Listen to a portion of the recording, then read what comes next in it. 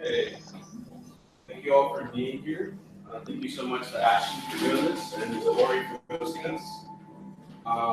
This is the last homeschool event of 2018, so it's bittersweet but also wonderful. We've had a long year, we're tired. We all need a break. I'm sure everyone can relate. Today, Homeschool and Ori Gallery are excited to present a talk by Ashley Alexandra Johnson, who is the founding fellow and program director of Birthright Africa. This is the final engagement of the 2018 curriculum. Joining us remotely from Accra, Ashley will discuss her work with Birthright Africa, how it led to her moving back to the African continent, as well as the Year of Return, which is the Ghanaian commemoration of 400 years since the slave trade began, and the roles and opportunities that she sees for what she calls badass, or Black American descendants of American slavery and sharecropping, displaced diaspora on the continent. Cool acronym, but Birthright Africa is a foundation which gives youths and young adults of African descent the opportunity to explore their cultural roots and legacies of innovation. Legacies of innovation through educational travel on the local, national, and international level.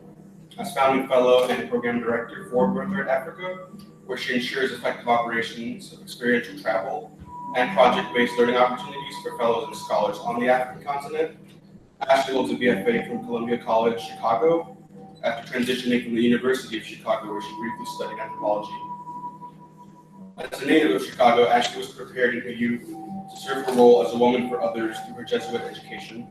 She supplemented her schooling by volunteering in a local soup kitchen and a local battered women's home in a largely underserved African American neighborhood in Chicago. The daily juxtaposition of these two environments and the realities of her service background had a profound impact and impassioned Ashley to engage her skills in public service. Upon graduating in 2007, this is like a life story, so it's awesome. Upon graduating in 2007, Ashley taught an African garments and textiles course at the Anthony Ogerson Academy, at the time Chicago's most underfunded grammar school in the city's poorest neighborhood. After a year, she moved to Mexico City, where she re-engaged in textile arts, working at an atelier and showroom designing garments. I promise I that right. In 2012, Ashley continued her fashion career, moving to New York City, where she worked as an independent designer and consultant for various brands and celebrity clients. Industry in New York City in 2013 for New Orleans, where she began her work with Walla El Sheikh, founding Birthright Africa at the start of 2015. Ashley has since relocated to Accra, Ghana, where she has served in the Birthright Africa program, in addition to being a startup entrepreneur. Yeah, Unbox Africa, you talked about that. I heard about that the other day. And so for those who don't know, Homeschool is a free pop-up art school in Portland that I run with Victoria Ann Rice. We provide welcoming context for critical engagement with contemporary art and its problems. The curriculum featuring artist talks, exhibitions, monthly classes, poetry readings, and more. Thank you all for coming. Thank you, Ashley. Go ahead. Thank you for the introduction. That's true. So I want to thank, before I start, I want to thank Manny, Homeschool, and Ori Gallery for inviting and hosting me tonight. Like Manny said, I am in Accra, Ghana right now, so it's 3 o'clock in the morning, so I just woke up again, so please bear with me. I should be okay, but you never know. Things happen at this hour. Before I start, I want to know if there are anything that people would like me to touch on or discuss, and I can sort of work in those things as I go.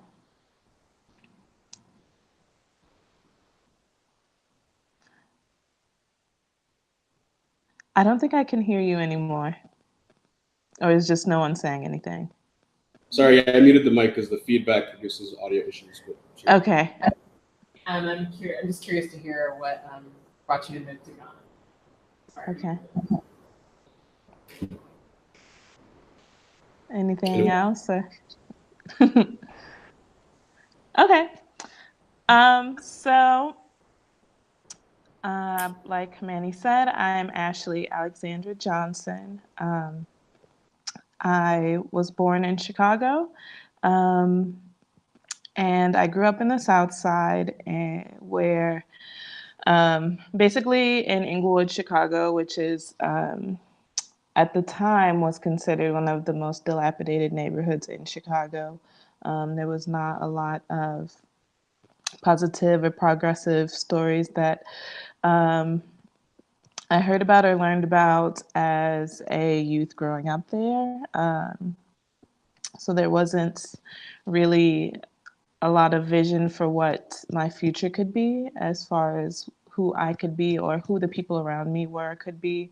Um, Although I did have an educated father, uh, my dad was actually a Rhodes Scholar who was very adamant about my education, which was very good. But he also struggled because even though as an educated man, he was never able to work outside of manual labor. So um, that sort of shaped the way that he parented me and the things that I was encouraged to do. Um, I always knew I was a creative, but he was tried to strategically like steer me away to things like accounting or um, career fields that he felt were going to be more um, that you can make more money in, which was just not who I am. I have an older sister who's 10 years older than me, and she was an accountant, and I think that that sort of colored a lot of like those things, but um, it just wasn't who I was. I always knew as a creative, I like to draw, I like to dance, I like to sing, I like to make things. So um, that was sort of in my youth, that was really formative for me that that these creative outlets didn't exist in my community for youths like myself. So when I was in eighth grade, I actually had a white teacher who encouraged. He was actually like one of those like white people who everyone, the one who has like probably black friends and is probably the one who would check white people, I would imagine, in a context of like how we operate today. But he encouraged me to go to St. Ignatius High School, which was very far outside of my community, but it was a Jesuit high school, um, which I should say I went to Catholic school basically my whole life until college from that stress on education from my dad. But he encouraged me to go to St. Ignatius High School, which at the time was one of the top two or three high schools in my state, and they had really good academic programs. Um, and so I ended up going there, and it was like very different from where I grew up. There were a lot of white people. I didn't even know any white people before that point in my life. And I was dealing with sort of like a lot of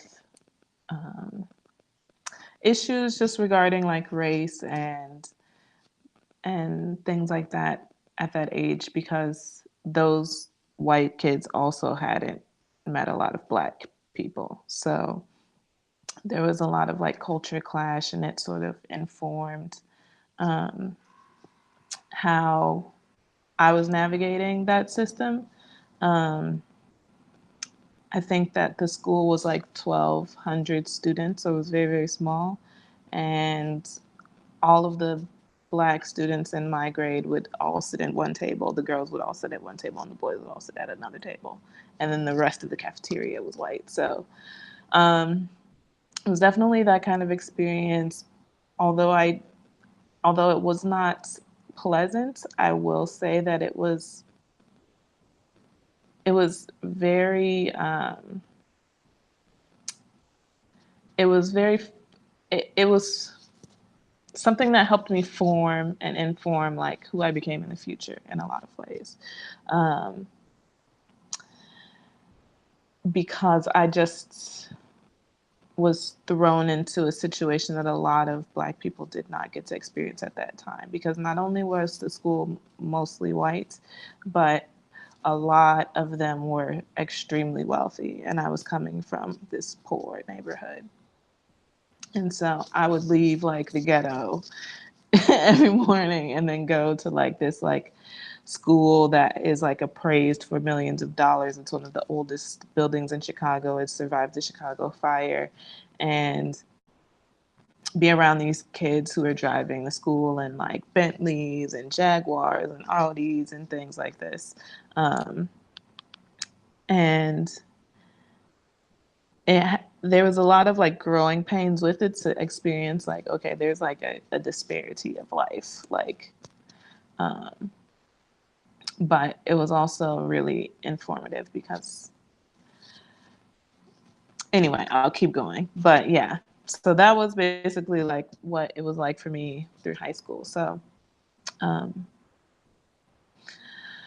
when I went to college, I started at the University of Illinois at Chicago for anthropology, and then I switched to fashion design at Columbia College. So uh, I was able to sort of more get into my creative groove and be creating and be around other creatives within my city. And um, I met a lot of friends that I actually still have to this day there. So that was really nice. But after I finished school,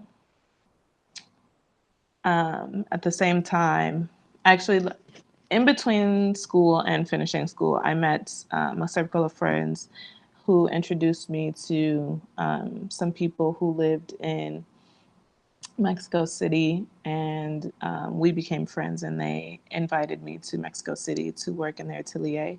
Um, it was a young man at the time named Rafa Cuevas, and he had a clothing line called Te Amo. So I went to Mexico City and I worked in his atelier. And I was there for about 6 months. And I always like to say that living in Mexico sort of like helped me know how to live in Ghana, because Mexico is obviously, like Ghana, a developing nation. Um, and there's just a lot of infrastructure and just a lot of things that are different than how um, we are used to it in the U.S. and also the ways that we are viewed as Americans when we're abroad. We're sort of like brought up then, that I was able to sort of um, deal with at that time, that makes the transition here easier. But yeah, so I lived in Mexico City for about 6 months. That was a lot of fun, but it was also pretty nuts. That was actually like at the height of the time where a lot of the news cycle, was broadcasting a lot of information about the cartels and kidnappings and things like that. So I had a lot of my family who was very, they had their own ideas about whether or not I should be doing that or whatever. But I've always been a person, like, my friends are always like, oh, where are you going now? What are you doing now? Because I just do what I want to do. But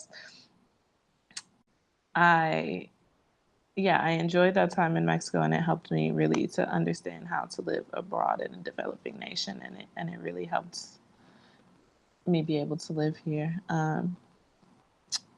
But after I left Mexico City, I moved back to Chicago for a short time, and then I moved to New York City because I really wanted to continue to pursue fashion on a higher level. Um, I ended up starting my own consulting company, basically helping people get from A to Z, developing their own fashion lines. And that helped me get another job where I was doing high-end client work for celebrities and things like that. think that by now the NDA has worn off. Like we were doing stuff for like Beyonce and Lady Gaga and et cetera, Prince and all kinds of people. So that was really cool. But I also got extremely burned out on fashion really quickly because as a Black woman, people were really feeling entitled to my time. They were feeling like that they didn't have to pay me for my work. Um, and they would, of course, say things like that, like, well, why should I pay you for this? And it's like, well, because you want it. I don't, if you don't want it, then you don't have to pay for it. But if you want it, then you have to pay for it. Um, so that just really wore on me really hard because I was living in Brooklyn and New York is, of course, like extremely expensive to live in. I had my own company, I had other side jobs, freelance jobs, and I was working 7 days a week. And I was making like decent money, but it was like coming in and going right back out. And I just didn't feel like that was a sustainable lifestyle. And so I decided to it was actually sort of like at the time spurned by the death of a really close friend. Um, I ended up leaving New York City to move to New Orleans because that's where my friend died. And at the time that he died, I had actually called him a week before he died after we hadn't spoken for a couple of months, looking for someone else actually. And to say that I wanted to travel to New Orleans for Mardi Gras. And he was like, I'm here. So you should just come anyway because we can hang out. And I was like, I'm definitely coming now that you're there. So then like he died like a week later. And all of our friends ended up deciding that we should still all go to Mardi Gras and celebrate his life. So I ended up going there. I ended up loving it. And I ended up leaving New York like immediately after. Um, so I was in New Orleans. I got to New Orleans in early 2014. And it was sort of in New Orleans where I started being more active in activism circles. Like I had always gone to like protests and marches sort of casually, although I will say that my ideology has changed a lot around that process. But regardless, um, I, that was at the time at the height of like Black Lives Matters marches, and there just were a lot of things happening in New Orleans at that time um, on so many different levels for me that just like it just had me like ripping at every end. Um, on a personal level, I was working in restaurants. I just started waitressing. And the place that I worked at, they had two racist cocktails on the menu, one of which was called the Traded Triangle. And then there was another drink called Mixed Melancholy, which was a watermelon Negroni named after a black barback. And um, I was one of the few people who was extremely vocal about the bar manager and general manager who had named those cocktails being held accountable for it. And this was at the same time that they were doing protests and sort of activism around taking the Confederate flags and General Lee's statue down in New Orleans. And there were clashes with the KKK, and Alton Sterling had gotten killed, and a lot of my friends had gone to Baton Rouge and gotten beat up and tossed in jail. Um, then on like a spiritual level, I had sort of started to become really interested in African African and diasporic traditional religions,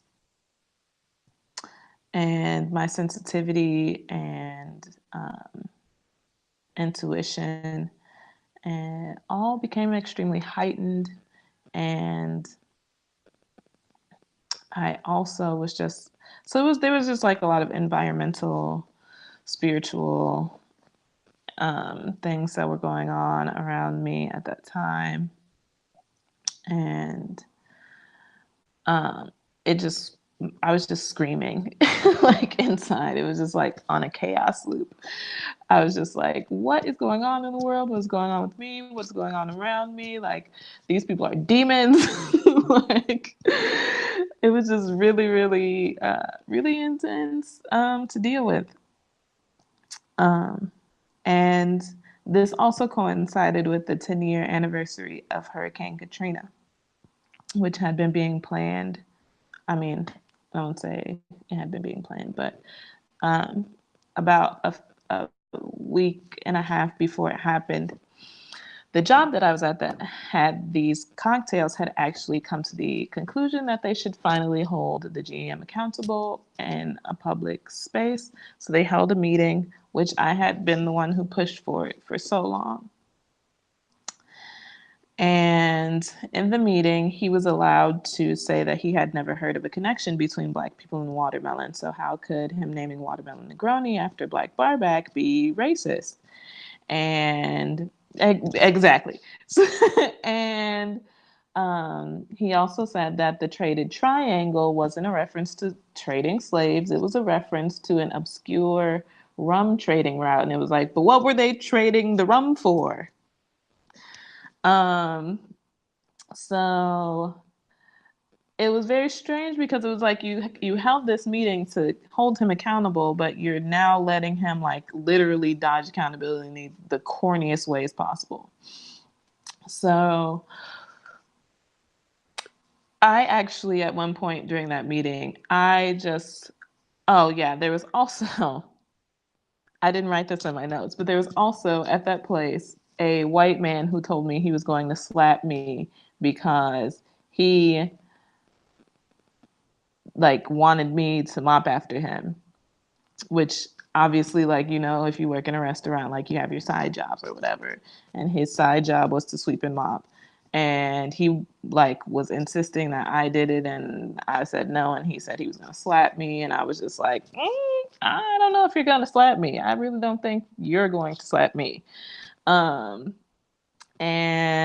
then that same GM told me that if things like that happen, I should just do them and I shouldn't say anything. So at that point, I was just like, oh, okay, like I see what time it is with you, sir. So there was a lot of things going on right then. So at that meeting, I actually had to remove myself from the room, and I went into the bathroom and I cried for like 10 minutes. And I was just like, this is like not real. Because I mean, I grew up in Chicago and I went to this school with white people, and like I had seen things and heard things. I mean, it was just a different sort of racism, right? It was like a different kind of racism. It was like, here's a white man who's threatening to beat me up at my job, and here's my GM telling me that it was my fault he did that because I didn't. Anyway, so I came back into the meeting, and basically the one person who was able to verify that he did in fact know that he did say that it was a slave trading route had actually showed up late to that meeting. So she was unable to say anything. The Black Barback, who that cocktail was named after, had actually forgiven them. He was the first Black person in his fraternity. And he said that his fraternity had Confederate flags up in their fraternity house. So he just was not prepared on any level to be dealing with any of that stuff. Like he just was ready to let it all go and to tap dance away happily. They actually ended up firing him, which I thought was funny in the end because we're just like, well, that's what you get for having no backbone. But I left that meeting and I got sick for 10 days straight. Like I was literally throwing up every 15 minutes for 10 days straight. Um, and I lost probably like 20, 25 pounds. Um, there was also a break-in in my building. I lived above a restaurant. There was a break-in in my building of the restaurants while that was happening. And I mean, I can't say if the person who did it was or was not trying to break into my apartment, but I do know that I was inside of my house completely delirious from not having any food or liquids inside of me for days on end. And it would have been really easy to like kill me. This is also at the same time in New Orleans that there were 4 serial rapists in my neighborhood. Um, People being attacked regularly. And I mention that because New Orleans is actually in some like sort of covert way, people like to say, oh, Chicago's really violent, Chicago's really dangerous. But New Orleans actually has 3 times the amount of like gun violence per capita. And I think that that is strategic and planned, that people don't know about that. Um, New Orleans has I should say the people of New Orleans are deeply traumatized people. And they are vast majority Black. Um, there are no services to help anyone. The desperation and despair of Black people in New Orleans is like some unheard of level. Like I have never seen anything like that before. And it's because people are so traumatized. You have the Angola prison there where something like 75% of the prison population is there for life. Everyone in New Orleans knows someone in Angola. Um, the county jail is also a prison. So if you get locked up for peeing in public, you're going to go to jail with rapists and murderers, and um, things happen to people in there in OPP. Um, there are neurotoxins in the water, so literally, if you're drinking the tap water, it is degrading your mental facilities. Um, and yeah, so yeah, New Orleans was really a tough place to live in. So these things are all happening all at once. And I had gotten sick for 10 days straight. And my fever actually broke as the parade for the commemoration of the 10-year anniversary of Hurricane Katrina passed my house. Like I could hear it coming. And then as soon as it got outside of my house, I I was like, okay, I think like I hadn't thrown up for a few hours or something, and I was just like, okay, I think I can go out and march.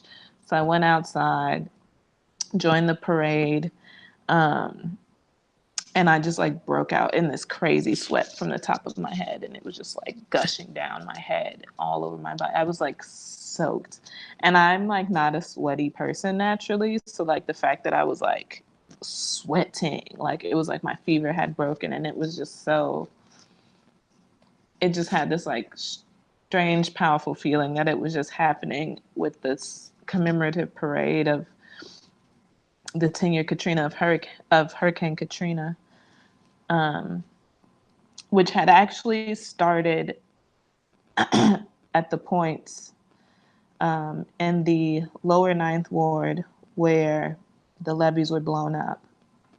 And people like to ask me a lot. Not a native New Orleanian. But people have asked me when they find out that I have lived there if the levees were actually blown up. And of course they were. Um, Everyone in New Orleans, everyone who's from New Orleans knows that they were blown up. So um, the parade for that actually started at the levee that was blown up. in the lower Ninth Ward. So my fever had broken. I ended up going back to work. The stupid ass girl who was managing was like, "Oh, did you miss us?" And I was like, "Are you crazy? Y'all are the reason why I was sick for 10 days." I was so mad. I was like, "Why are you asking me something silly like that?"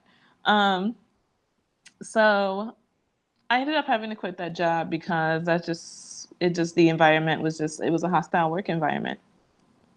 Um, and at the same time, excuse me, I ended up doing some work with becoming friends with a woman named Nisi X. She's the founder of the Black Women's Defense League. And I became a member of that organization. And that organization was profiled in Vice, in a Vice documentary, which some of you may have seen because it got really, it went viral. The organization does a lot of work in the community. They do literacy for the elderly. They feed the community. They do makeovers and job training for homeless women, and et cetera, et cetera. One of the main things they do is rescue battered women and having resources for women who have survived sexual assault. But what was the sensationalized part of the organization is that they train Black women to use firearms to protect themselves. And so I would encourage you all to check that out. It's on YouTube, the documentary about Black Women's Defense League by Vice. And Nisi talks about her story of how she started that organization. She initially was with an organization called the Huey P. Newton Gun Club, and she's from Dallas, Texas. And she was dating a member of that organization, and she ended up becoming pregnant, and then he ended up abusing her, and she lost a child.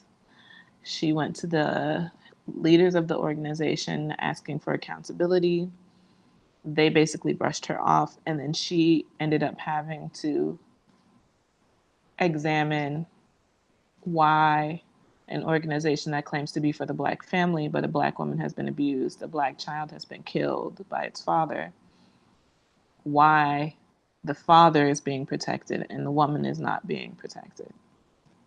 So that led her to create this organization that basically centers Black women.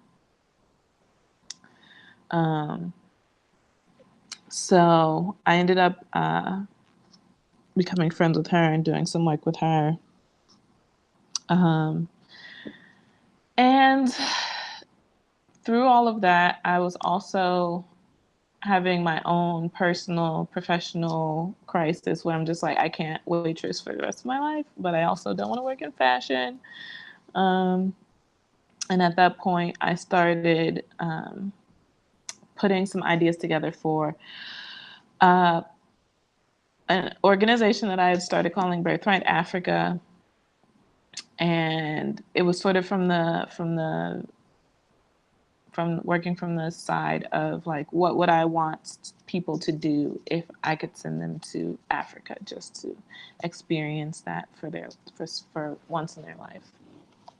And through that, I went to try to register the domain for birthrightatafrica.com, and I saw that someone owned it. So I started doing research. And right around the time that I found who had the website, I also found that this person had just started working on the organization. Like they had done a GoFundMe and raised like $4,000 or $5,000 so that they could take some time, step away from their work to start putting the organization together. And that person ended up being Wala El Sheikh, who is the CEO of Birthright Africa. And she and I started talking, and her vision and my vision were very complementary, but I was working from a more programmatic side and she was working more organizationally. Her background is in business and education. So she was more so like into the fundraising, filing paperwork and this and that. And I was like, no, I don't do that stuff. Like, I don't do paperwork.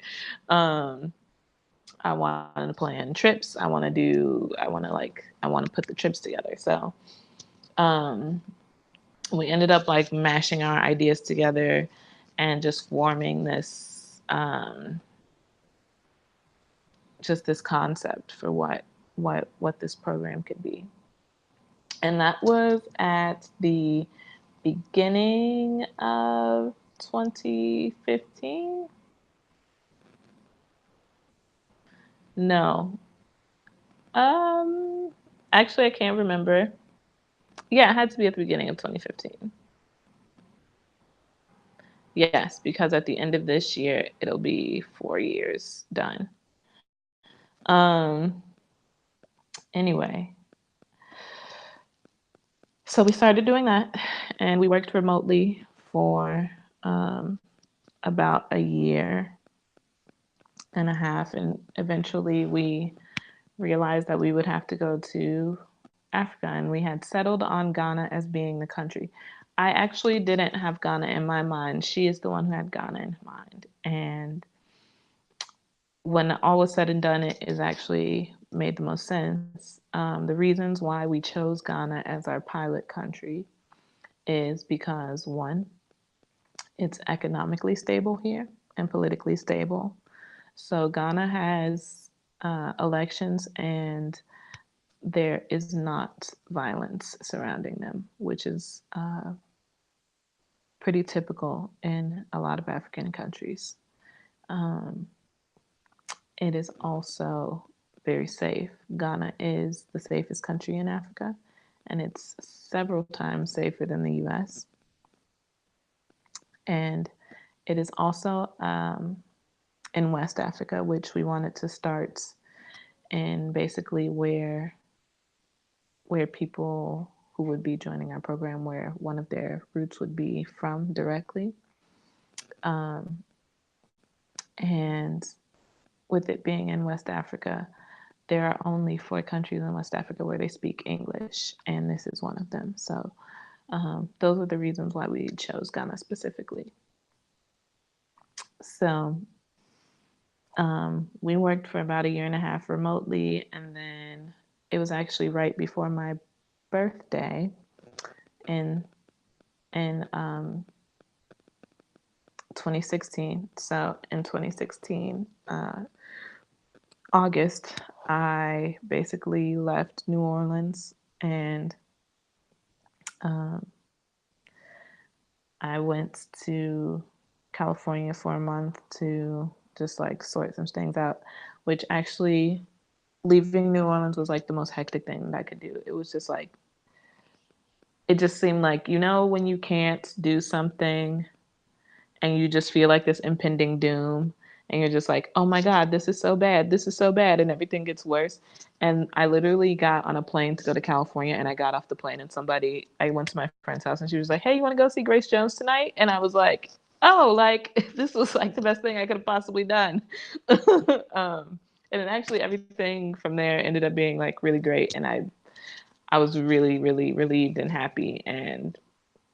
Um, and although I miss New Orleans, I could not live there. Like my spirit was being like attacked, like on a psychic level.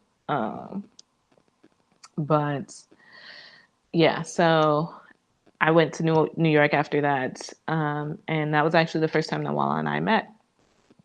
Um, and I had my birthday. And then, like 2 days later, we flew from New York City to Accra.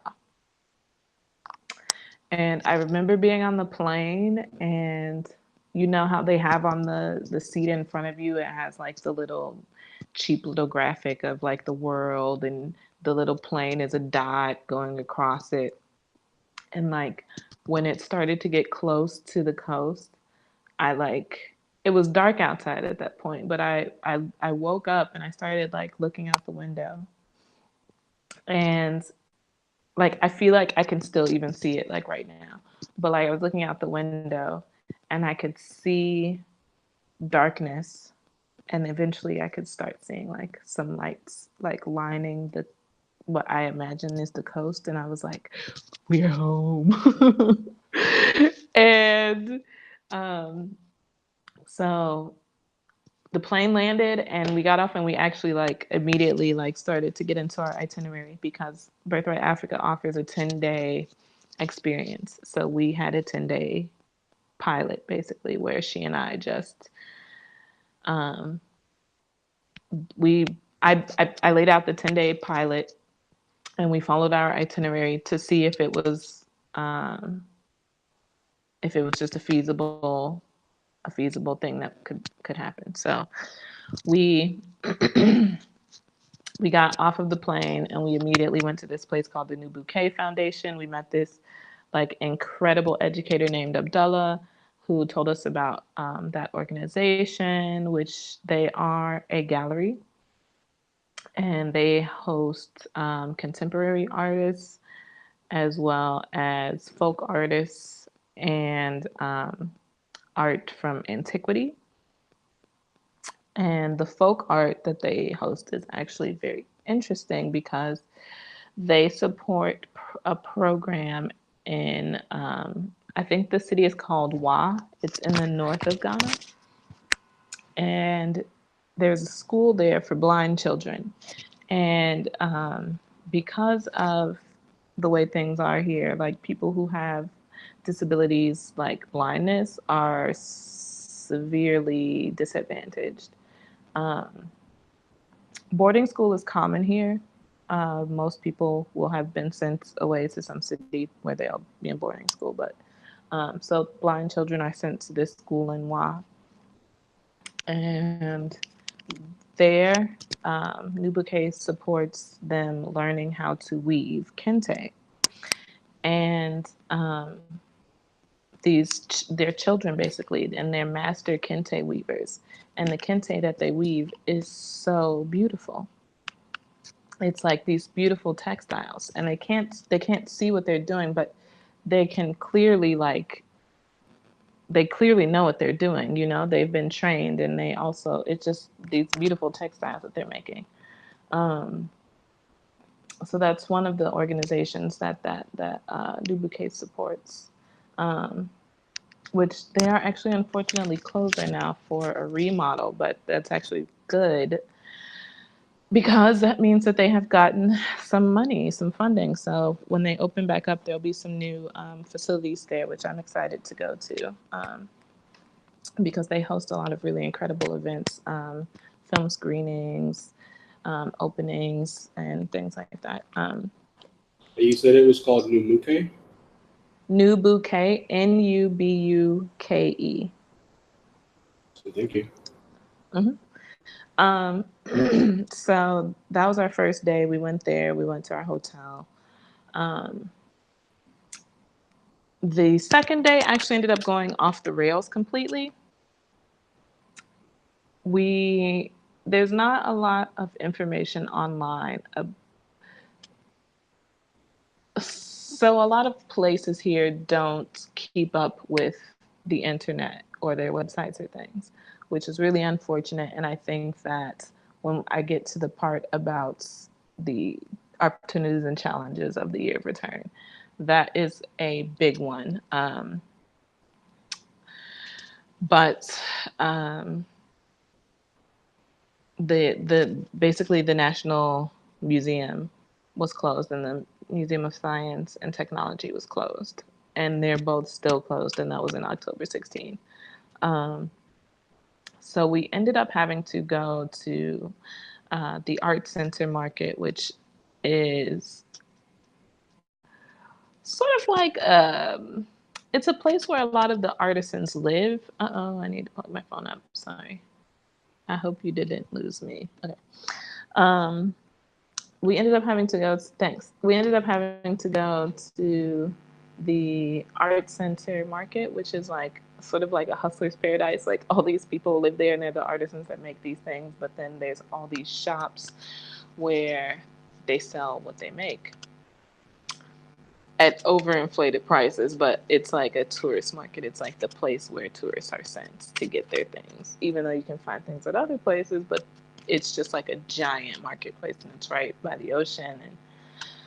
And so we went there and we made some friends, some people who actually like they call me today. um and we'll go have a drink or whatever. But yeah, we ended up going to that place and they showed us around and we ended up having like sort of like a more relaxed day, and that was really cool. Anyway, I don't need to detail the trip, but we went through our 10 days and there were so many moments that were just like wild. So we went to the Cape Coast Castle, which I have actually calling Cape Coast Castle. I call it Cape Coast Dungeon now, because that is what it was for my ancestors. It was not a castle. Um, and I went live when I went with this year's cohorts so that people who follow me on Facebook could actually see what that experience is like, even though it's really just going into like a cave and going down into like a dungeon and it's dark. But that was so intense. Um, it was so intense. And actually, I forgot. We went to a second castle. Actually, that was the second castle we went to. We went to another one called Elmina Castle, which is not that far away first. And at Elmina Castle, they have there was a smaller tour. So you go into this place. It's like a giant white building that's clearly like old, and it was actually first European the first European built building in Africa. So it's like the very first point of colonialism. Um, and there's a church in the center, and it's called the Portuguese Church. And that was actually the first building because the Portuguese were the first there. And then the Dutch came and they built the fort around it. And so before your tour starts, you're allowed to go into the church, and there's like these little like sandwich boards in there that have like all this information. And it's very, very strange because the information on it almost sounds like they are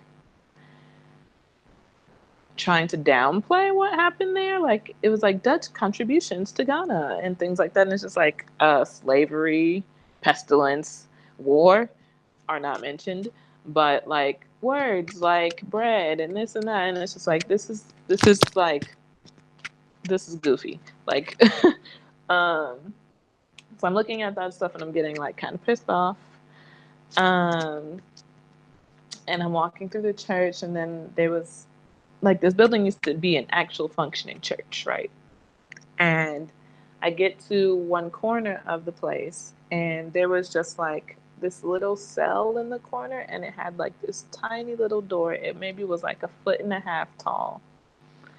And when I saw it, I just lost my shit. I was like, you motherfuckers are in a church and you have some person getting on their knees and crawling into this hole. And I was just like, I do not know what God it is that you serve. It cannot be my God. I do not know this God. This God is a demon. Like, I just like lost it. And I just like started crying and I ran out of the building. Now, there were some white people in that building, and one of them followed me out of the church.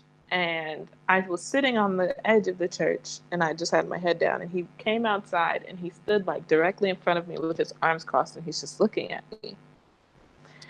Now, in my mind, I wanted to curse him out like completely, but it just so happened that I was wearing like a Birthright Africa t-shirt. And so I was like, okay, like I cannot be like the real me in this t-shirt and say something to him. Um, so I got up and I went into another room, and at that point, like into the lobby almost. And then the woman in his group came and she followed. And at that point, you have to stand in a certain place where you can see me because I've entered a doorway, like I'm in a room. And she's standing like outside of the doorway looking at me. And so at that point, I was like, okay, this is definitely deliberate. They are trying me. And I went and I told Walla, I was like, I don't think I can go on this tour right now. And she was like, yeah, I think it's for the best that you don't go. Because she's sort of like, we had been working remotely for like a year and a half at that point, but she's sort of like, she's also not African American or from the displaced diaspora. She is Sudanese American. So while she understands that experience, she did not have the connection to it that I have, like the same connection to it that I have. So she was like, yeah, you shouldn't go. So she went on the tour, and it actually ended up being the tour with those 3 people who they ended up being Italian. And when she came back, she was like, yeah, I don't think that would have been good for you to be on that tour with them, because they were sort of like laughing and like joking around with each other and like asking really silly questions like, oh, so like were people sad here? And like, I guess they asked her why I was crying. And it was just like, even at a bare minimum, if you did not know that I am African American and I have like a connection to this because of like my heritage and like my ancestry, like you could connect the dots that like this is a sad place and maybe that's why I'm crying. So yeah, that was just real intense. And I sat on the stairs, like staring at that church, and the sky was like really, really blue, but it was just like surrounded by this white wall.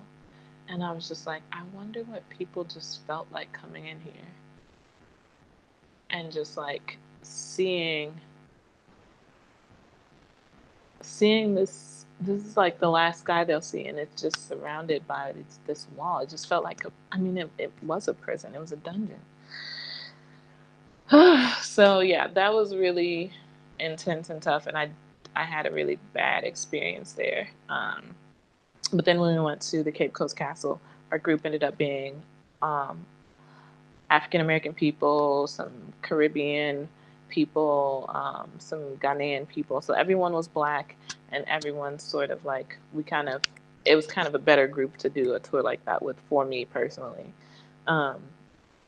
And whew, that that was a better way to close it out than if that other experience had happened the other way around, or if we had only gone to the first place. But the following day, we ended up going to Kumasi, which is in the central region of Ghana. It's about a 5-hour drive from Accra. So when we got to Kumasi, I had planned for us to go to a artist residency called the Inca Foundation, NKA. And they are in this town called Abitinum. And it was like, you know how things just are how they're supposed to be sometimes? When we got there, the man who I was supposed to meet was there. He greeted us and everything, but he barely spoke to us because, and not like he didn't want to, he was there, but there was a professor from the university. His name is Dr. Jekdi Nyarko. He is a professor of sculpture at the University Kwame Nkrumah University of Science and Technology. And he's like my Ghanaian father now, actually, but he was there and he was just like kicking knowledge that whole time. And I was like, he was like, my wife told me not to come here today. And I said, no, I said I'd go. So I want to go. And, it's kind of like, it's purposeful because God brought me here and he was talking to me about all these things that I didn't know. And like, after having come from the castle, it was like it broke me down, and then like speaking to him like built me back up. And I just felt like so connected and so like purpose driven, and like um, it was just amazing. One of the things that he told me that I will share with you, which is something that like people don't typically share with us because reasons that you can probably easily understand, but he shared with me that, like, yes, we all know the story of Africans selling Africans. But what we are not taught is that a lot of the kings who made money hand over fist selling other Africans from other tribes, so they have no allegiance to these people, right? But once they found out what was actually happening to them in the Caribbean, in the US, in Latin America and Central America, when they found out that they were being worked to death by the age of 20 and 25 and being forced to breed and things like that, they killed themselves because they recognized that what they had done was extremely, extremely dishonorable to their own legacies. Now, of course, that wasn't all of them, but there are a considerable number of kings who did. And suicide is not something to be taken lightly in African culture, especially, I mean, today definitely, but like especially back when we're talking about people practicing traditional African religions. This is pre-Christianity. You were not committing suicide was not a thing that you were supposed to do. So, yeah, so Dr. Jack Diniarco just gave me so much knowledge and information, and he just built me back up, and I just felt so connected and so good after that experience. But yeah, so we did our 10 days and came back to the US.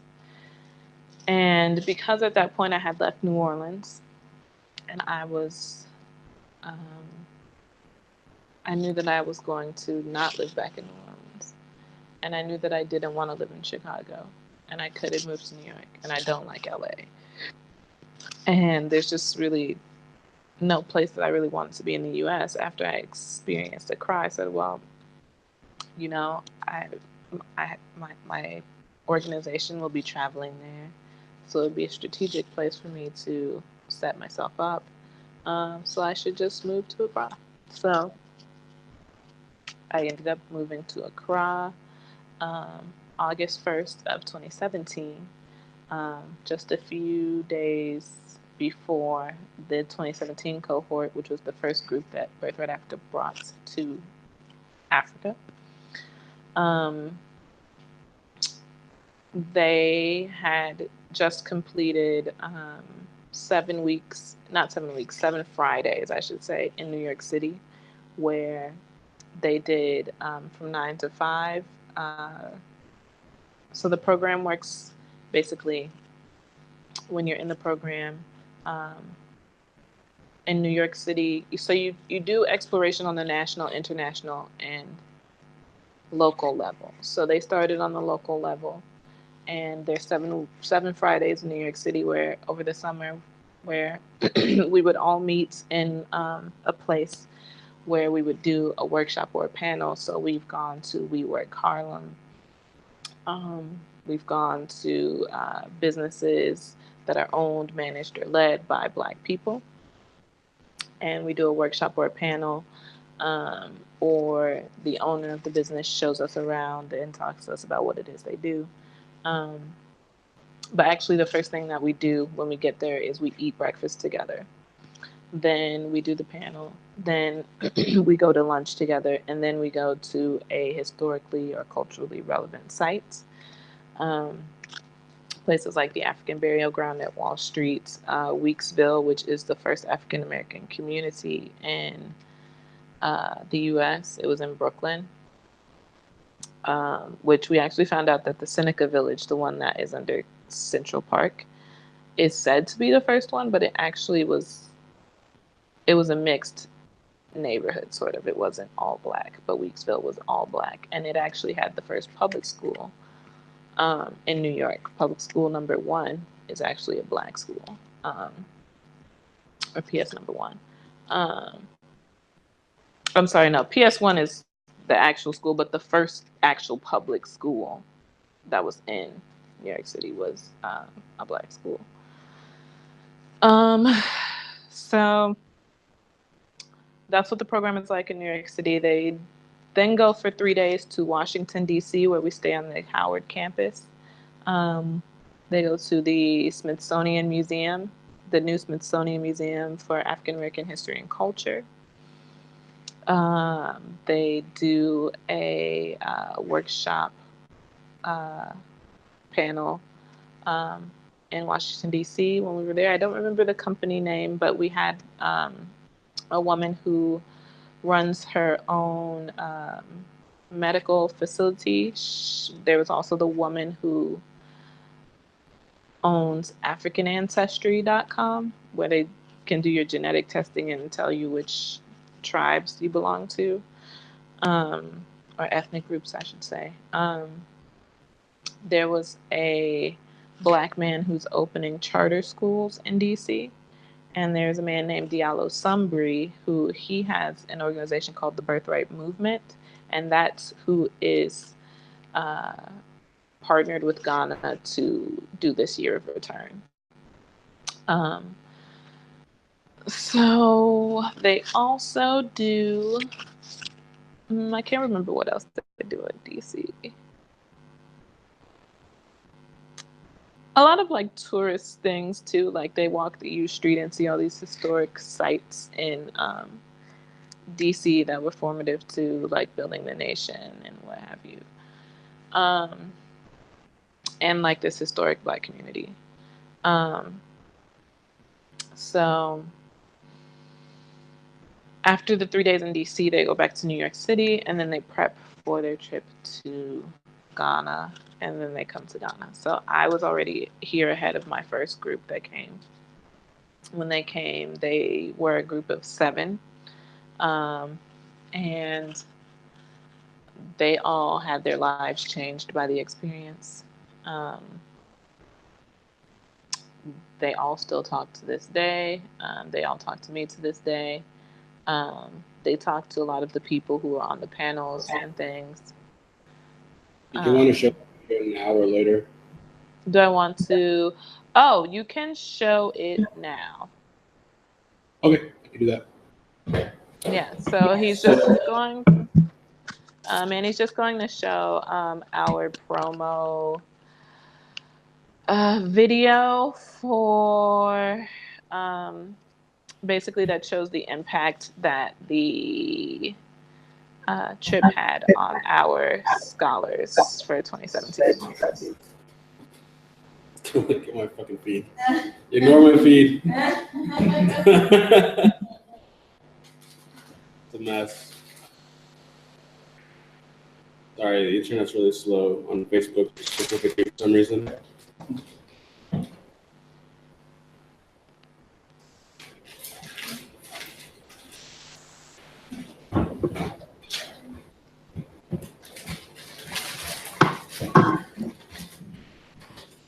How long is the video, by the way? It was like 5 minutes, right? Okay. I don't remember specifically. I mean,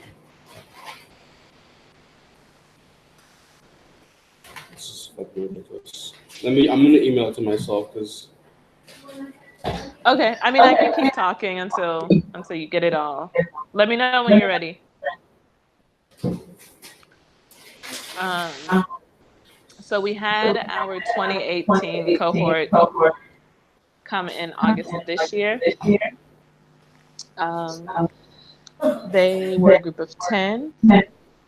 They also had their lives changed by this experience. They are having their Legacy of Innovation presentations on Tuesday, actually. So after they return from Ghana at the end of August, um, we give them a few months to process, and then they come back and they have we host an event where they're able to showcase the impact that this experience had on them.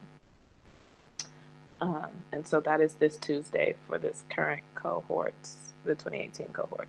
You can actually, I think we're going to broadcast it on Facebook Live if anyone's interested in checking that out. Send me the link and I'll post it on this stuff. I'm ready to show this. Okay, go ahead.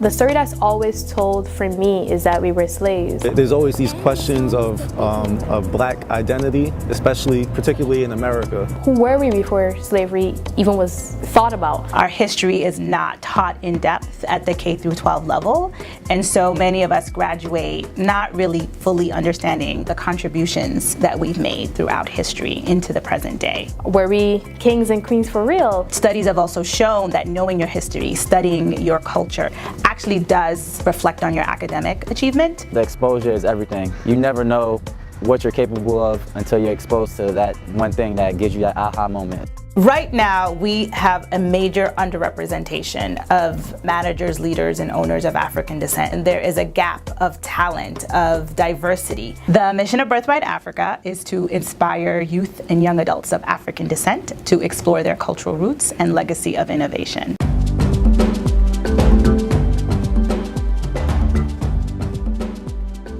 Before Birthright Africa, I never even traveled outside of America. I didn't have a passport, anything. When it comes to study abroad opportunities, youth and young adults of African descent particularly show low rates. Africa wasn't particularly the place I wanted to go to. I wanted to go to some place like Spain, Asia. China? And even if we do travel, going to the continent is practically non-existent. Where man is the prey of animals. Everything about Africa was either portrayed to me through the media. It was starting to create fear, anxiety. I thought I was gonna be in danger of like becoming sick, dying, being kidnapped or taken away somewhere. Here we go.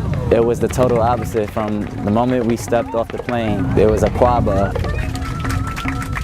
In the Birthright Africa program, we had the opportunity to learn about our culture in New York, DC, and Ghana. The scholars were deeply impacted by our explorations before we even got to Ghana. Being able to see the new Africa Center that's being built, we were able to see that in progress before it was even established and finalized. When I'm walking through the African burial ground, I'm an African in New York, but what does it mean to an African in Africa learning about the burial grounds in America? And I would go to Africa and I told them, I'm like, there's burial grounds of Africans in New York. They were puzzled.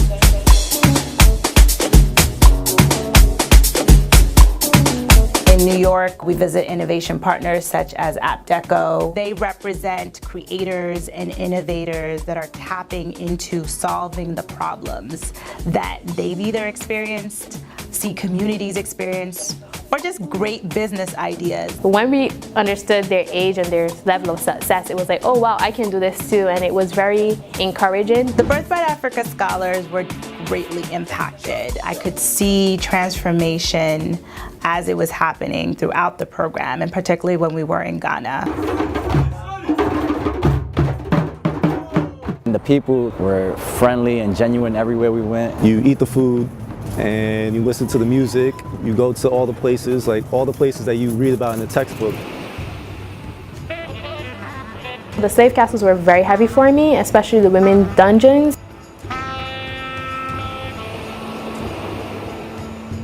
Getting out of a van and looking up at these castles, like these castles are massive, like they're huge.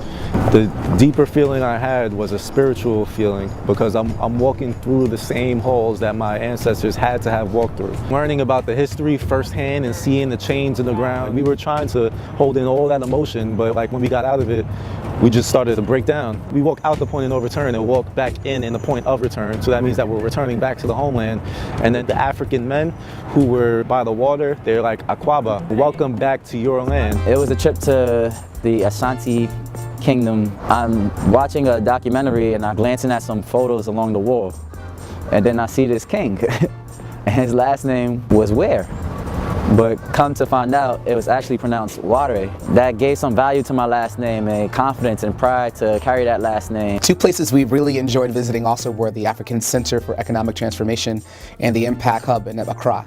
Those two locations were great because they exposed our students to the idea of entrepreneurship. While we were in Ghana, we had the Innovation Panels workshop. The one that impacted me the most was the panel with Lucy Quist. It has brought me such peace to know that someone has done it before me and I'm just continuing the legacy and picking up where they left off. I'm thinking about getting my master's in language. I've recently taken the firefighter exam. Soon I will be starting my internship in wealth management at Morgan Stanley. Our vision for them is that they become these global leaders and entrepreneurs that are proud of their African heritage, really confident in pursuing their innovative aspirations with that continued connectivity to the continent. The fog has become much clearer after being able to go to Africa and see what things are firsthand.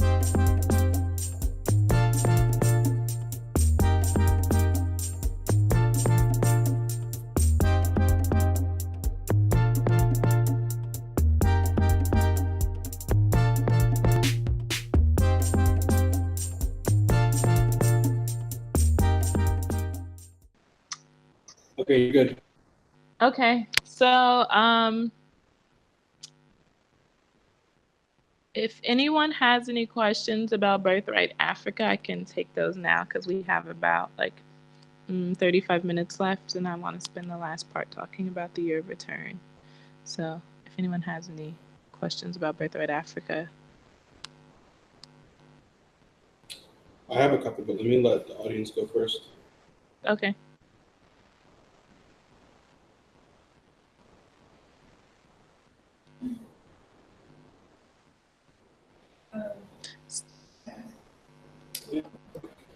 Hi, thank you.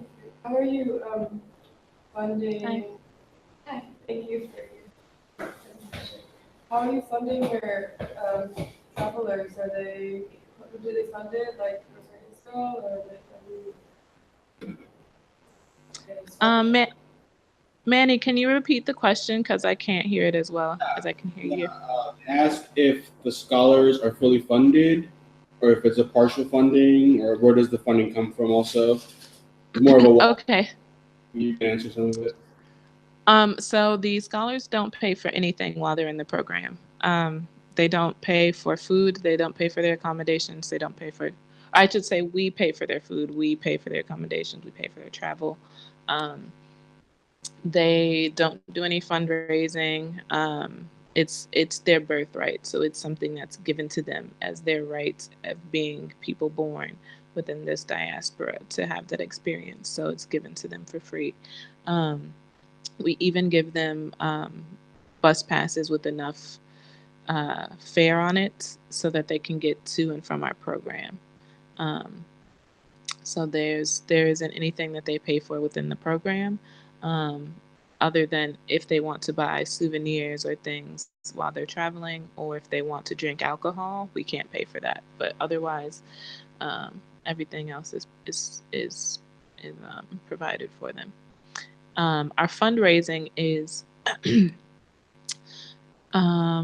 so we actually are funded mostly by private donors at this point.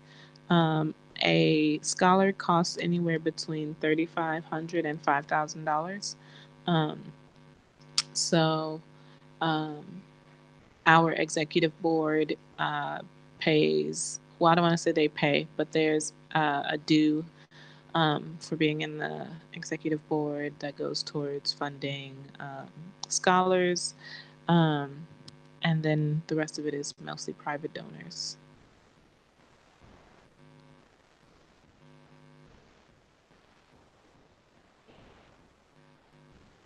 Does anyone else have a question? Yes, that answers that question.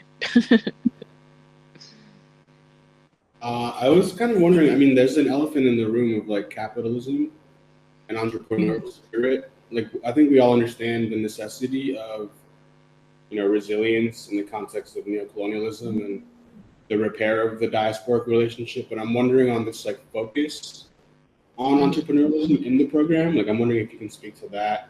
And I'm sure that, of course, Walla has had undue influence in terms of like that kind of framing.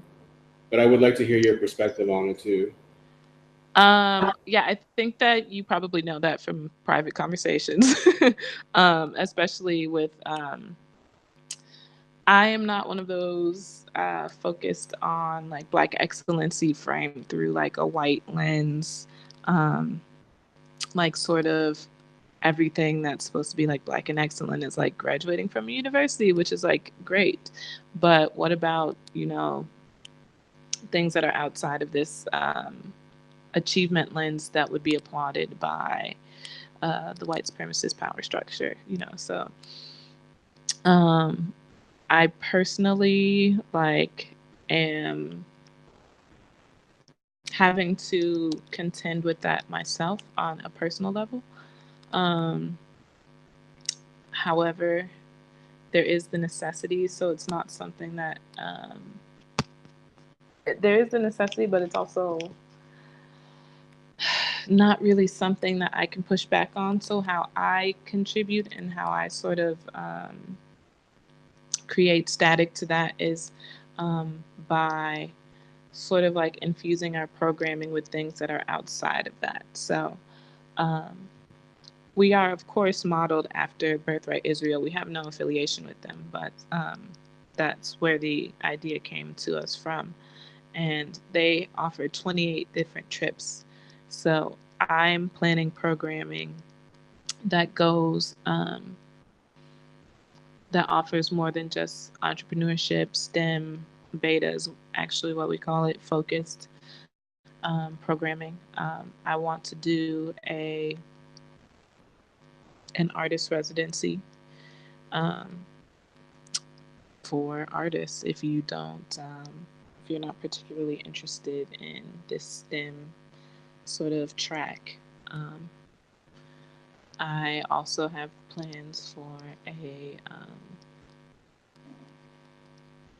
we're not calling it a service trip because we don't want it to have this Aid Africa viewpoint, but sort of like working with the community to address a challenge, which is I will get to in the next part where I talk about the year of return, but that is basically what people in Ghana and throughout Africa are looking to us for, is to help them address these challenges. So starting at that level of like building community and focusing on things outside of just like academic achievements and like entrepreneurship and STEM and things like that. Because while those things are important, so are the artists, so are the communities, building communities and things like that. So yeah, I personally, on a personal level, I have to contend with how focused we are on that, but it's also we're in our infancy, and we also have to prove our impact to donors and to the wider, just for our visibility, we have to prove our impact. And so those are the things that people are sort of like focused on right now: science, tech, engineering, math. But I actually created the term BETAs as our acronym. We're calling it Black STEM, and it's business, engineering, tech, the arts, and science, because I think that that's a more holistic approach. But yeah, don't really have a great answer for it, but there are some No, that is a great answer. Thank you. things. Because I think we're aware that it's a two-person project and you have different views and different visions. So there's going to be organizational distinction, and like you have a different take on things. I was wondering if you could speak more about like your different programming goals and some of the different plans that you've laid out, what it's looked like so far, and what it will look like going forward. So we're actually going to be scaling next year. We are going to ideally and God willing bring 4 or 5 groups next year instead of 1. Our goal is to bring 80 people. We will be expanding out of the New York City area into different regions, and I don't have that in front of me, but I have 5 years mapped out basically to expand to basically like the major metropolitan areas, New York, DC, Chicago, probably LA, Houston. I don't actually remember which cities it is because I didn't actually do the mapping myself, but we're also going to start taking national enrollments. So like how I just stated that the people who came, they did 7 weeks in New York City together, excuse me, and then they went to Washington, D.C. together. Once we do national enrollment, it'll be sort of an independent study type thing. When you go to apply, you will have had to have checked off certain things, like you went on your own to an African American, to a cultural or heritage site locally. You will have had to go on your own to meet with an entrepreneur or a business owner in your city. And those are the things that let us know that you're serious about it, because we won't be able to engage with you and meet with you weekly. And then they would go to Washington, D.C., and that's where they would meet their cohort. And then they would travel to Ghana from there. We also will be scaling into other countries in Africa over the next 5 years. So that's what we're looking like from the organizational side as far as programming. I do plan to introduce to pilot a trip that is outside of the betas programming that we're currently doing, into either most likely a combination of like a residency that is also focused on addressing a community challenge. I envisioned this sort of like if someone is a painter or an artist or something, they can come and they can host a class in the community, and they'll do that for a few weeks. But at the same time, they'll have space and time to work on their own art. And I mean, this is all still in development, so, but there's definitely, I'm thinking about it, and I'm definitely open to ideas if anyone has any vision that they think could fit into our model. So yeah. Awesome, thank you. I was wondering if you could also maybe talk about, and this is more like speculative or your own promotions or ideas, but what other countries you would take people to if not Ghana? Because I feel like Senegal would be really good. Dakar would be awesome. Yeah, I actually plan on going to Senegal I mean, Afropunk, of course, is not cute anymore, but they're having one in Dakar for the first time. I think it's in May, so I'm planning on going, which will also coincide with some of the work that I'm doing with Unbox Africa, which I haven't gotten to talk about much, which also isn't launched, but yeah, I'm planning to have a trip to Dakar coincide with that. So Senegal is high on our list. Also, Rwanda is extremely high because Rwanda has basically like turned their country around from a genocide 20 years ago to the most progressive country in Africa, as far as like infrastructure, governments, et cetera, et cetera. although they have their own challenges, again, Paul Kagame has been in power for a really long time, and it's starting to become a dictatorship. And people are starting to not like that. There was also the woman who wanted to run against him, who had been jailed and humiliated sexually by having nudes of her leaked, which may not even be real. So, there's a lot going on, but as far as like what Rwanda has going on, they've really, really developed their country very, very quickly and very, very well. And a lot of the other countries in Africa are sort of looking to them as like the model for how to replicate the success. So they're really high on our list. King is really high on our list as well. And Nigeria. Nigeria also has a lot of interesting and cool projects going on. So it's all just, we haven't necessarily mapped out which ones we're going to quite yet. But we'll be doing that over probably 2019. And yeah, I'm excited for that because that's what I look forward to as like the African program director, is like really like what we can expose people to on this side. So yeah.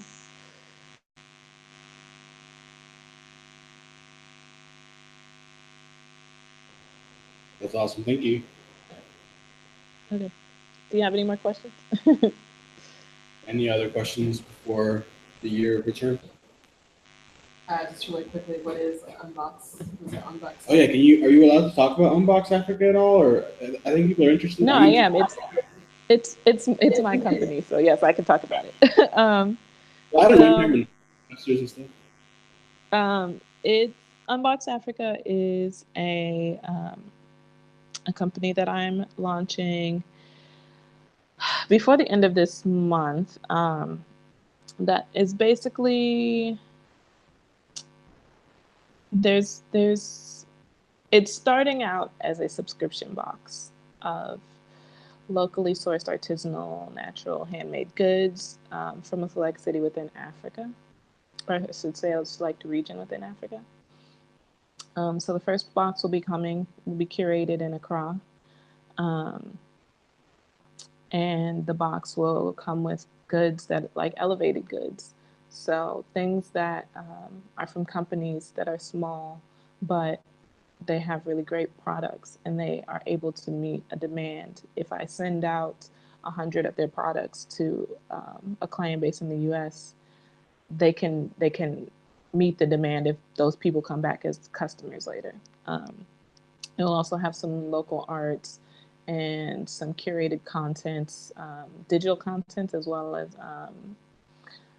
a magazine that sort of like profiles the vendors and artisans in sort of like a Humans of New York style profile, which that is the beginning levels, which is what I'll be traveling to Dakar with, so I can get some really good content to share about Dakar from the Afropunk Festival. As well as like there's so much, Africa's huge, but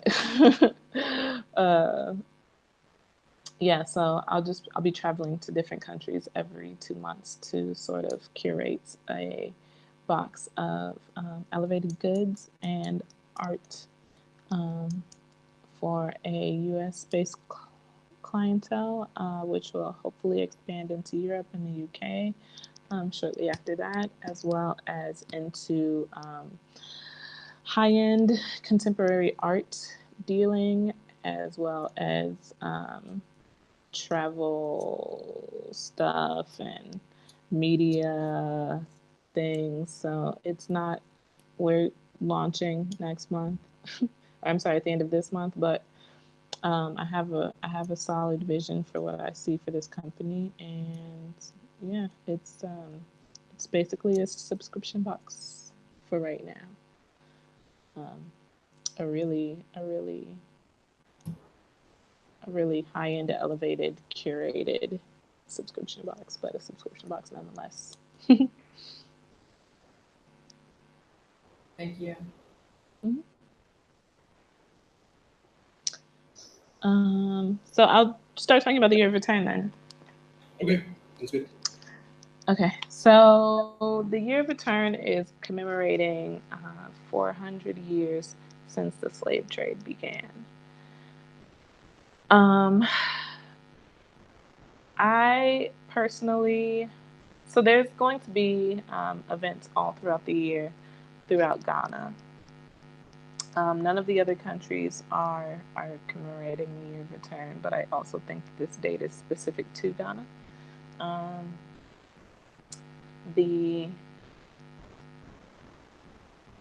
Sorry, I just got distracted because I think someone's listening to church music. It's like 4:45, and I don't know why anyone is up besides me. But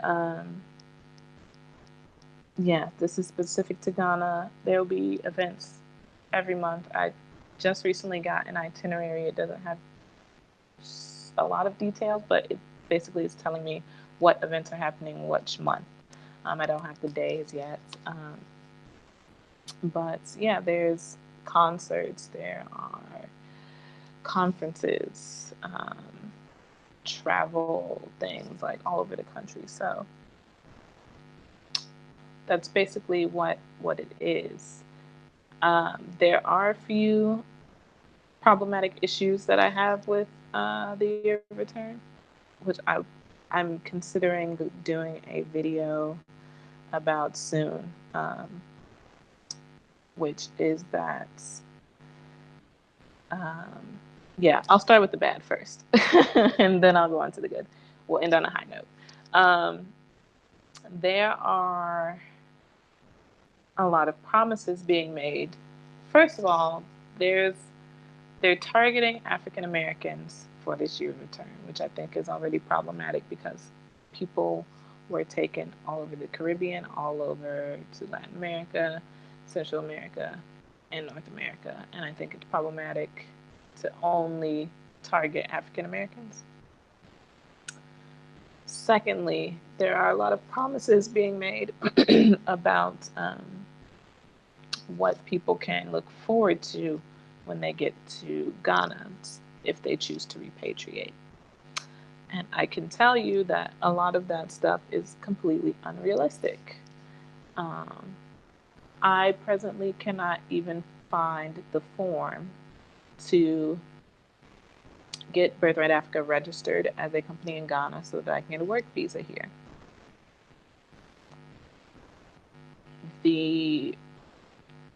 Now I could go somewhere and I could pay someone to give me the form. If I don't pay for it, I won't get the form, which is going to be a turnoff for a lot of people coming from outside of Africa because we're not used to this overt bribery system. I told Walla that I was told that like I would have to buy a woman a tank of gas to give me the papers, and she was like, don't pay for that because we don't want to be caught up in any sort of scandals like that. And I wasn't going to pay her because I was just like, what? That doesn't sound right to me. But those are things that are going to be hindrances to people's desire to come back. There's also the fact of there being a job shortage here. A lot of people are unemployed. So I think it would be unrealistic for people to come here and think that they could just get a job. Because for one, you would need a work visa, which you can't get. And then for two, people are looking to the diaspora to come back and to bring something. Like they need us to bring things like skills, tools, knowledge, right? So to come here and to look for a job is sort of not going to go anywhere for people. And then on top of it, like you're sort of expected to bring something more to the table than that. Like creating a company where you can employ people is going to be more beneficial for society here. There's also an issue here where the rents are out of control. Ghana is the most expensive country in Africa. I've heard, but I've also heard that Angola is also extremely competitive with the rents. But the difference, and this is what I'm hearing from people who are African and who have traveled extensively, is that Angola makes money. Like there's money being made there, whereas Ghana is pretty. It's not a wealthy country like that. There are wealthy people here, of course, but it's not a wealthy country like that, where there's just a lot of money being circulated. So that is an issue. Like, and on top of that, you have to come and you have to pay 2 years rent up front. So if you have to pay $500 rent, and that's on the low end, $500 rent, and you have to pay 24 months of $500 up front, that is what, $12,000?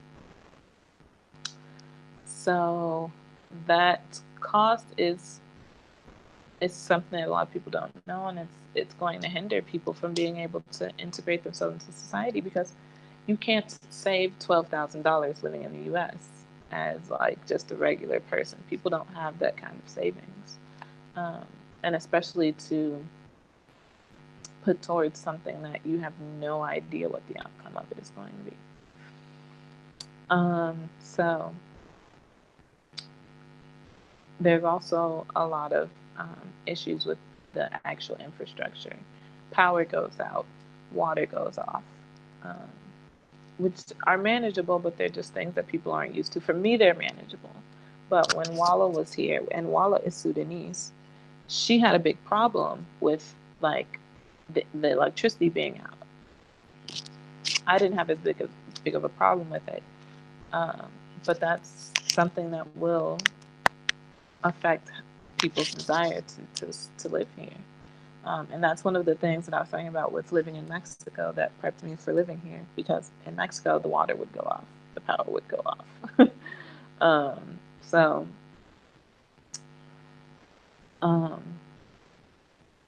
There's just a lot of small things that are going to be difficult for people to want to come here for.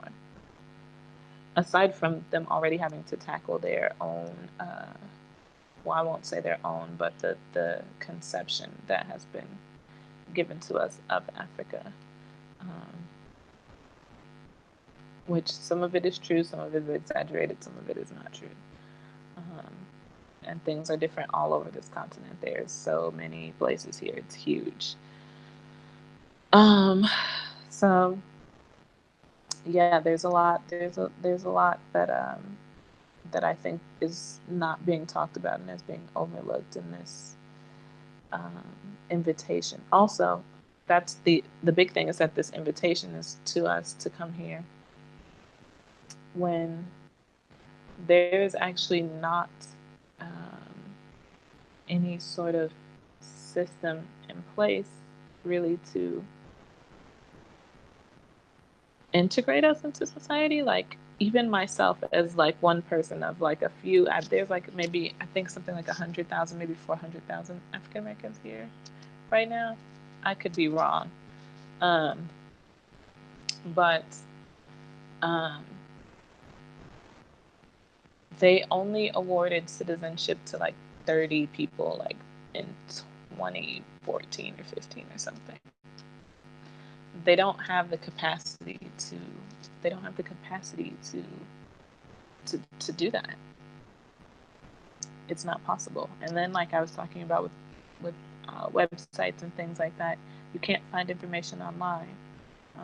People work for the government and they're using Yahoo, AOL, Hotmail, and Gmail accounts. So you don't even know, you know what I mean? There's like no official log of things. It's just, there's some housekeeping that needs to be done before such an event can occur. Um, but yeah, those are a lot of the challenges. But as far as the opportunities, there's so much opportunity here because we are in a developing nation. There's a lot of room for development. There's a lot of room to take something that people are doing. There's a professor, Dr. Erin Ofori. She's actually not a professor anymore, I don't think. I mean, obviously, she's still an educator, but she now works with helping people repatriate to Ghana. She's consulting people for that. But she was saying, imagine what it would be like if people could come from the diaspora with skills and knowledge of how to do things, and they could team up with someone here who has, let's take for example shea butter. I know a man, just to team up and to create something new and to streamline a process and to make it profitable, to bring money into the country. So I know a man who has a friend who is from a village where they make shea butter. So he went to this village and they started a company, and now they are going to be doing shea butter in like this new innovative way, which it's obviously still just shea butter, but there's a way that they're packaging and branding that is unlike how it's done. Like typically you'll see shea butter being sold just in a big Ziploc bag with like a sticker label. So they're upgrading and updating that, elevating that experience. There's also there's just a lot of room for things here that are traditional to be updated, upgraded, the way that things are made, and sort of be able to get these artisans and artists paid for it, because people want these things, but it's just like the systems are just not working for. The systems just aren't working. There's so many opportunities here. There's opportunities in agriculture. That's a big thing. I was reading the other day that something like in Nigeria, they are the second largest producer of tomatoes, but they're also the largest importer of tomatoes. And that's because half of the tomatoes don't even make it to market because they rot. So many things just require a simple solution, right? And there's all these small solutions all over the continent, but that we have to figure out how to get them across the continent, instead of this person having this thing in Senegal, this person having this thing in Rwanda, this person having this thing in Mali. Like those things need to be accessible to everyone all over the continent if it works, right? So there's huge opportunities in agriculture. There's huge opportunities in tech. Everyone here is like, all of the young people, I should say, a good percentage of young people, I don't want to say all, but if you have a reasonable amount of privilege and you were able to go to university or go through some sort of schooling, almost everyone has coding skills. Like tech is like the thing. There's so many tech opportunities, or I shouldn't say opportunities, there's so many people who are in tech that there needs to be just some sort of funnel to like getting all of these things. And it's just like all of these people here are in tech and we don't even have centralized government emails. Like there's just a lot of disconnect between a lot of systems, and there's opportunities to build and grow. And like Manny was saying the other day, like we were talking about, he was like, they were like, the system works, it just doesn't work for us. And I was like, well, it's sort of different here because the system isn't necessarily working. It's barely working. And the beauty of it is that you have the opportunity to change it, because it's not supposed to be not working for people. Like there's no blueprint. There's no people have no idea how to do this stuff, just the way that we're operating from. So there's just so many opportunities for growth and development in every sector. And we also have to rush and do it before the Chinese do it, because they're going to be owning Africa soon, and that's not going to be good. So, yeah, I would say that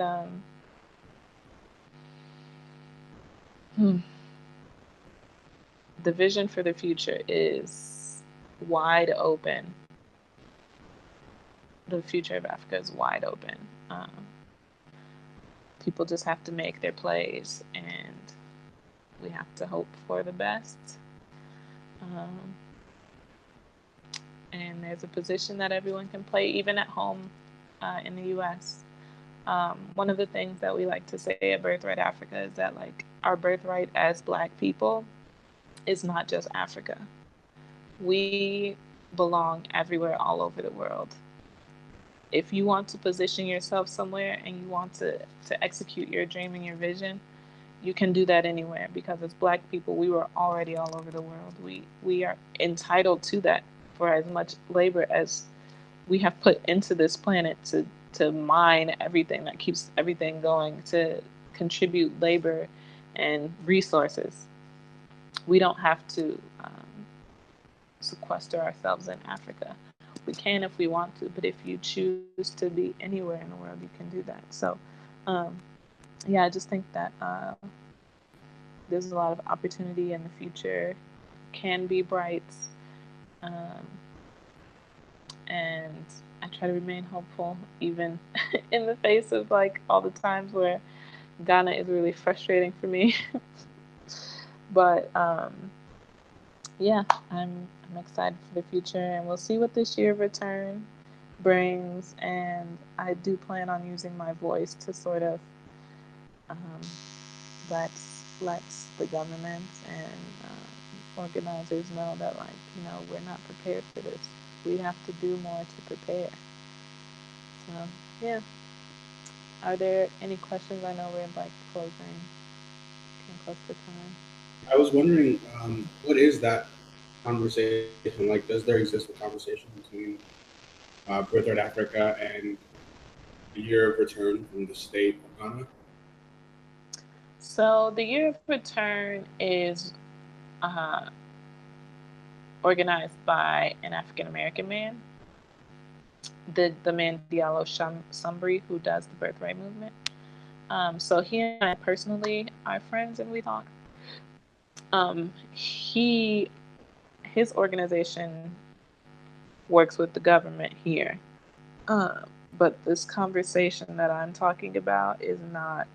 It's honestly, like, something that, like, I knew in my mind, but I honestly just got really frustrated a few days ago, and I was just like, this is just unrealistic. Somebody needs to say something. So this is sort of like a new thing that I'm just, like, sort of, like, really, like, grasping onto. But yeah, I am going to talk to him, and I am going to try to get some conversation started about that, because it's totally necessary. Like, we can't invite all these people. You can't, like, you don't invite people to a party and you don't have food and drinks and napkins and stuff. Like, like, you have to, when you invite guests, you have to have something there for them. So,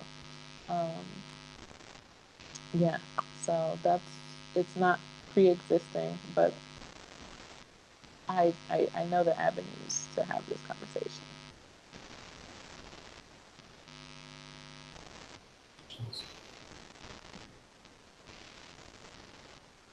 Any other questions? I suppose just quickly, so what are some of the, I guess, cultural differences that you have to adjust to, like some of the ones that stand out the most in your mind? And you That mentioned is this not. being treated differently abroad. I was wondering if specified. I mean, Black Americans. Yeah, that is not a quick question. Pick the one thing that's, I guess, standing out in your mind right now. Or three. Pick three. Okay. Three cultural differences. Okay, so I'll start with the view of African. I'm sorry. Yeah, African Americans abroad. So one thing that consistently happens, we have had to start telling our scholars not to give their phone number to everybody because people here use WhatsApp. Um, and they have had people befriend them and then, later ask them for money or something like that, which sort of colors like their experience. And it's also just like um, they're students, so it's not like they have all this money. And then on top of it, it's like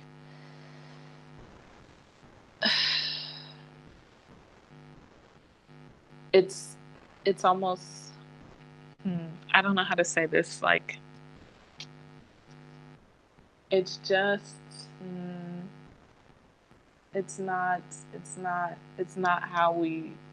it's not how we need to be connecting. Like, I'm all for direct donations and things like that, but I don't necessarily think that the people who are asking because they're hungry. They're asking because you're American and you're supposed to have money, right? um, so that's a huge issue. um, There's just like some bug that just flew and I just tried to kill, which isn't one of my things, but also like the bugs here are big and crazy. um, so there's that. There is the things with having to deal with like official government things where you are made to sort of like have to bribe people into doing things, which is not which is a barrier to progress. You can't expect that. Like, if you have people who have great ideas and they need to meet with someone, but you can't set up the meeting with them unless they pay you, that idea is never going to get off the ground. It's like impeding your own progress with um, bribery and like this. And I get it because these jobs don't pay a lot. They don't really pay a living wage. So people have to create their own avenues to make money, right? So if you know that I need you to get from A to B, you're going to monetize point A, right? But if you're gatekeeping point B, then what's, you know what I mean? It's really. Um, there's also the Uber drivers here are. Whew.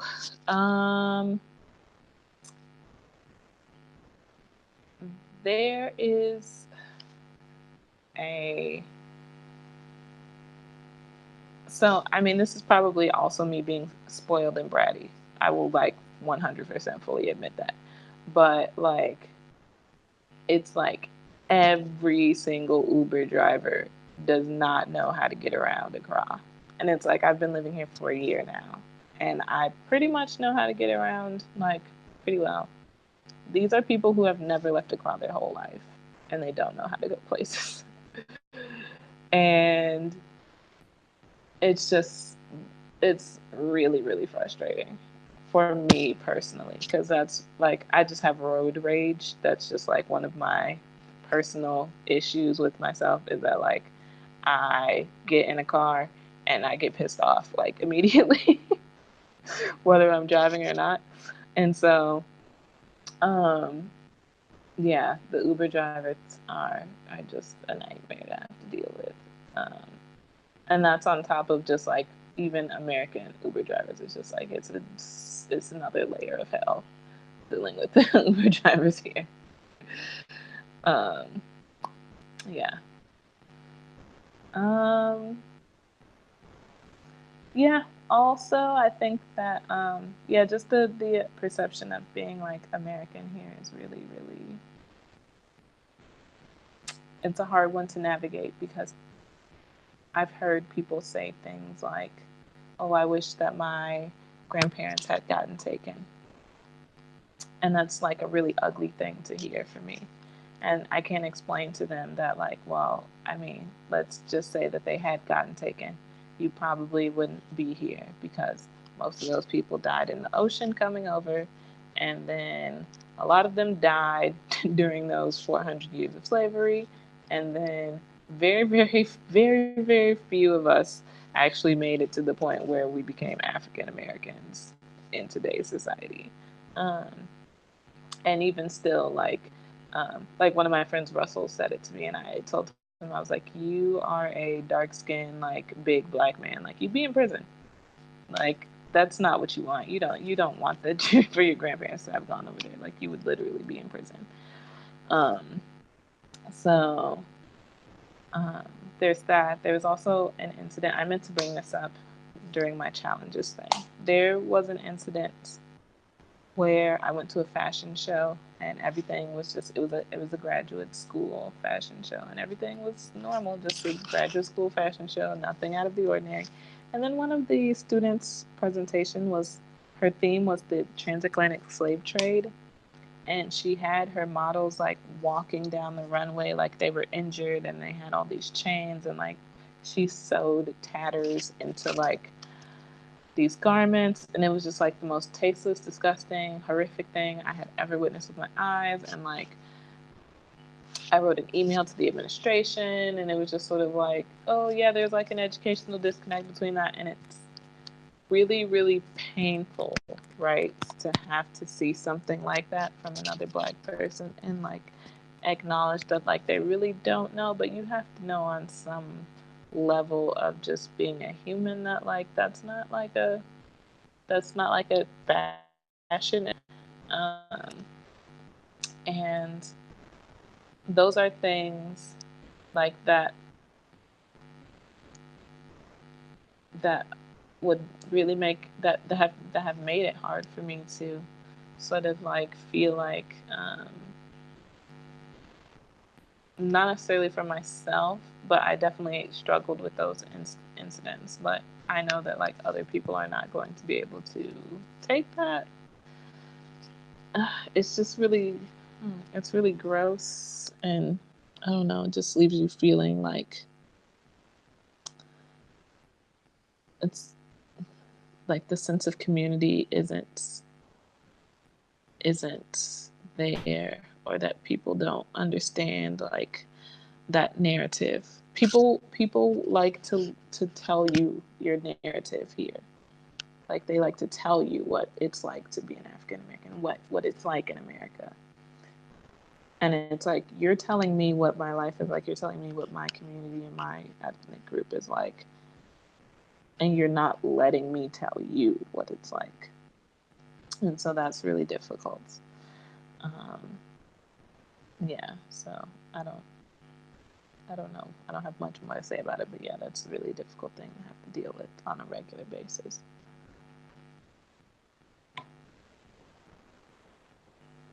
Yeah, totally. Thank you. Mm-hmm. Any last words?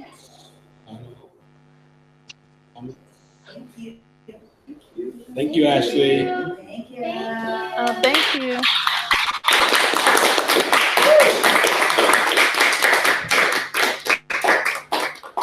Thank you all for showing up. I really appreciate it. And also thanks to Manny, thanks to Homeschool and Ori Gallery. Yeah, thank you. Thank you, Ori.